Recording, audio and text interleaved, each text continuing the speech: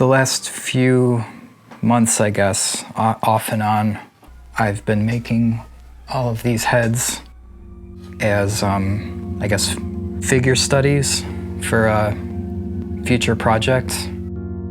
Almost like casting with these heads. It's starting to take shape when I look at these figures.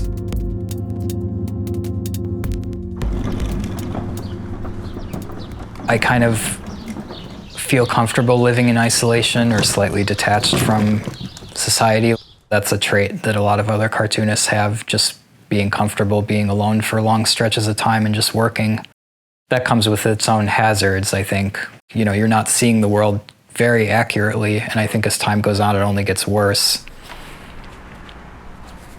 Life outside of isolation or life with other people, going to a school or going to a job even, is like receding in memory. So acting class was like a way to get back in touch with that almost. I could understand like people who are kind of searching for it, for something new or a new experience, a shift in perspective as their life is kind of drifting on and they might be getting stuck in a certain rut. Even if like what they're doing is like maybe not always healthy.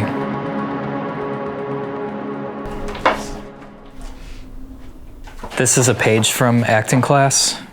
I always draw everything at 200%. I've been doing that for years. I would start penciling on this side fairly lightly, and then on the light box, I can flip it over, kind of see my work underneath. You can notice some wonky drawing and imperfections and whatnot, and then flip it over, maybe do some more refining, and then ink all on the same page.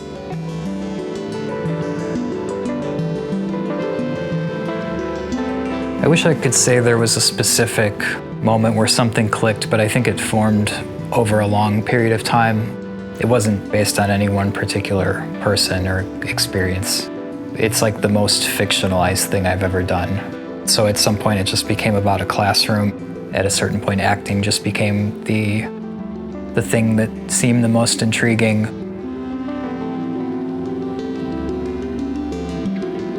When I started to think that this was going to be the next project, of course, the thing to do maybe would be to actually take an acting class, and that's just like beyond a possibility for me. That's never going to happen. Me and a couple cartoonist friends were taking figure drawing classes that you could just show up.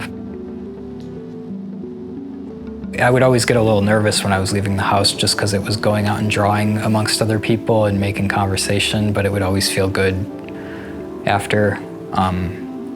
So I think that feeling kind of bled into acting class. There's a whole thread in the story about some people going to a figure drawing class, and then the model becomes a character in the book.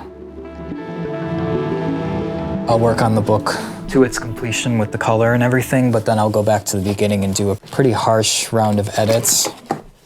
With long book projects, it's seemingly unavoidable is that the characters change over time, or they just go through a transformation that you can't even really control. So by the time you go back to page 1, things don't match, or people's faces or hairstyles slightly change. So this one woman's, something about her face or her hair or something didn't work, so I pretty much redrew everything. It's hard to know what the right stopping point should be. Like, you know, there's like working hard and there's working smart, and sometimes this might not be working smart.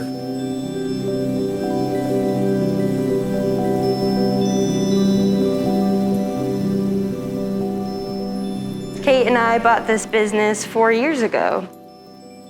That was in April 2018. And then Nick's book, Sabrina, came out. And then Nick and I got married June 16th, Today's our 4-year anniversary. Do you want a receipt? No, okay. Nick and I met, we were working at a very popular health food store owned by the richest man in the world.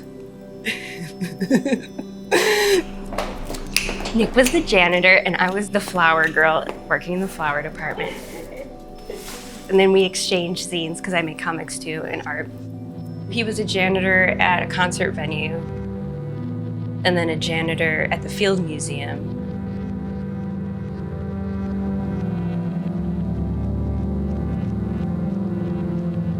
I think he's really attracted to kind of quiet, liminal spaces and just working quietly and methodically.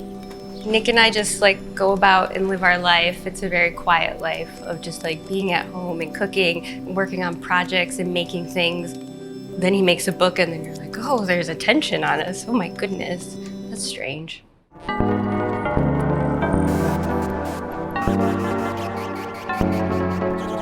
I had to decompress and just do something else after finishing Sabrina.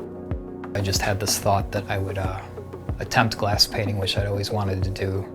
I'm just painting reverse on the glass, starting with the lines first and kind of working backwards, leaving some of those areas unpainted and letting the shadows kind of cast on the background. The Chicago Images, the Harry Who, planted the seed that that's something that could even be done, which might have never occurred to me.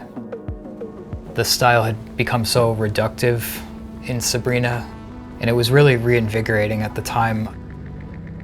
In my 20s or in my first two books, I was more hung up on like sparse interiors and really kind of bland. I would have used descriptive words like lifeless and soulless. Yeah, I wanted acting class to feel a bit more rich. I mean, it would still be kind of middle America, slightly drab and lower middle class. I kind of let myself just kind of add more richness to the backgrounds or to the character designs.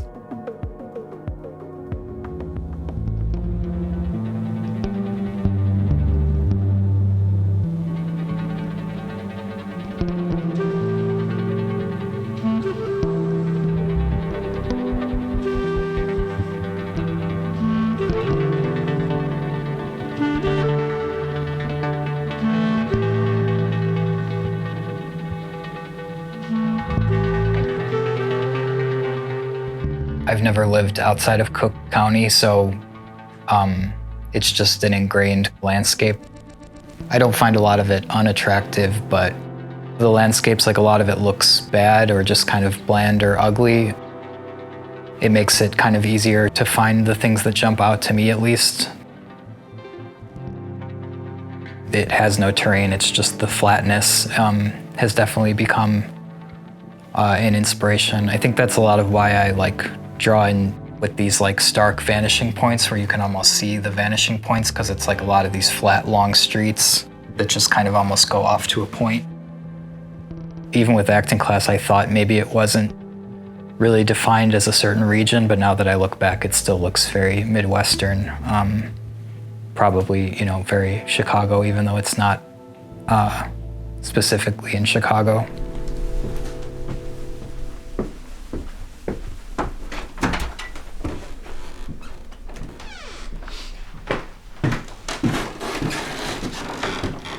I made like a dozen.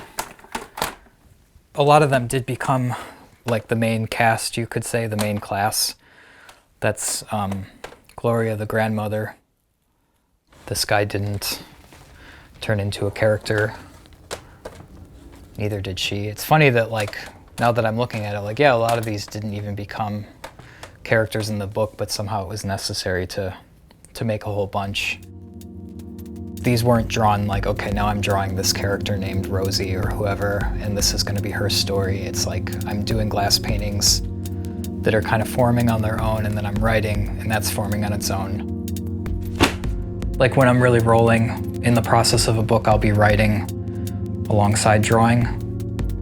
It might take 5 or 6 days to write something and then 3 months to draw it. This portrait ended up becoming Beth, who is kind of a troubled character. She's kind of enigmatic. You know, you don't quite know where her mind is at through most of it, but there's like some alarming suggestions.